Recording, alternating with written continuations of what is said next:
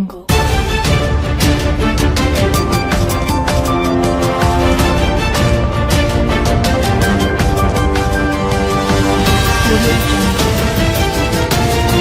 आज तक 24x7 news में आपका स्वागत है और मैं हूं आपके साथ निकिता श्रीवास्तव। आइए रुक करते हैं अच्छी तमाम बड़ी खबरों का।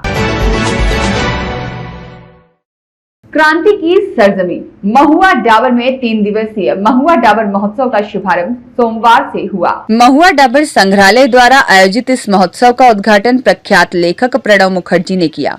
महोत्सव का केंद्रीय विषय शौर्य, शहादत और विरासत रखा गया है।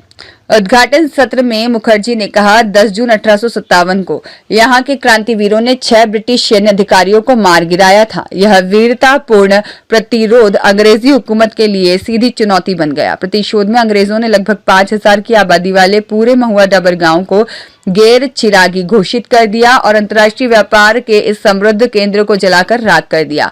नागरिकों की नृशंस हत्या कर महुआ डाबर का नामो निशान मिटाने का प्रयास किया गया। महुआ डाबर संग्रहालय के निदेशक एवं क्रांतिकारी वंशज डॉक्टर शाह आलम राणा ने कहा, यह खेद का विषय है कि आजाद भारत की सरकारें भी महुआ डाबर के इस नरसंहार पर लंबे समय तक खामोश रही। देश के एक ही स्थान पर सर्वाधिक नागरिकों का नरसंहार महुआ डाबर में हुआ, लेकिन इतिहास की पुस्तकों में इसे उचित स्थान नहीं मिल सका।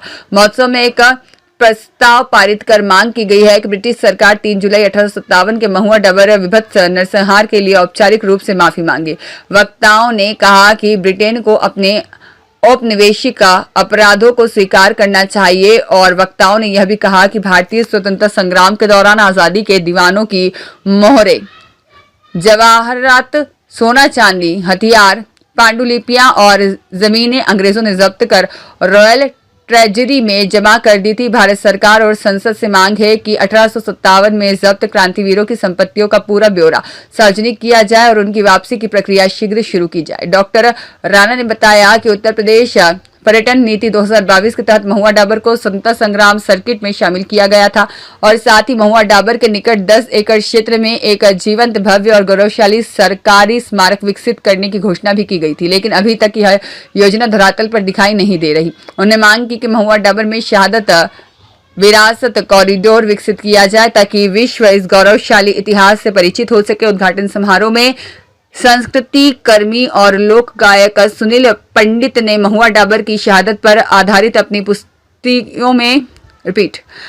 प्रस्तुतियों में श्रोताओं को भावविभोर कर दिया। समारोह को फकीर मोहम्मद खान, विजय प्रकाश, नासिर खान, अंकित राव, मुमताज खान, जहांगीर खान, रामकेश सहित अन्य वक्ताओं ने भी संबोधित किया। तेज धूप और भीषण गर्मी के बावजूद विरासत यात्रा हेरिटेज वॉक का आयोजन किया गया। बड़ी संख्या में युवा, शोधार्थी और स्थानीय नागरिक इसमें शामिल हुए और महुआ डाबर के बिखरे ऐतिहासिक तथ्यों और विरासत से रूबरू हुए। महुआ डाबर महोत्सव समिति से जुड़े सेनानी वंशज आदिल खान एडवोकेट ने बताया कि 9 जून को विविध कार्यक्रमों की श्रृंखला के बाद शाम 5 बजे मनोरमा नदी के पावन तट पर पूर्ण स्वतंत्रता का उद्घोष करने वाले क्रांतिवीरों को मशाल सलामी दी जाएगी। महोत्सव 10 जून तक चलेगा।